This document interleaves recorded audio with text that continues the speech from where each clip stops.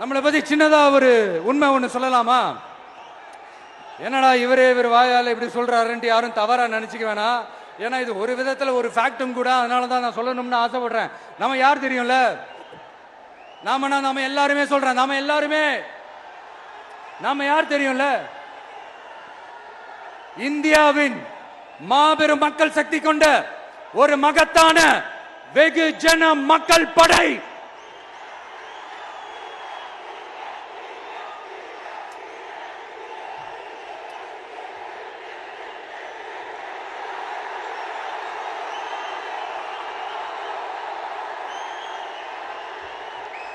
அதனால நம்ம தலைமையில நாம் அமைக்க போற இந்த உண்மையான மக்களாட்சிக்கான அச்சாரமாக மாபெரும் மக்கள் சக்தியை அணி அணியாக நம்மளோட திரண்டு நிக்கிறப்போ இந்த அடிமை கூட்டணியில சேர வேண்டிய அவசியம் நமக்கு இருக்குங்க.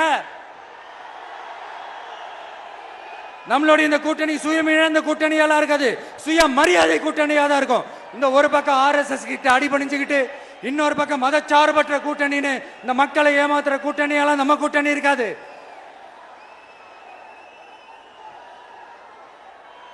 நான் இப்பவும் சொல்றேன், நம்மளை நம்பி வர்றவங்களுக்கு ஆட்சியிலும் அதிகாரத்திலும் உறுதியாக பங்களிப்பு செய்யப்படும். உடனே இந்த கேள்விகள்லாம் வரும். அப்ப யாரு கூட்டணி, யாரு வரா, யாரு போறா, இந்த கேள்விகள்லாம் வரும்.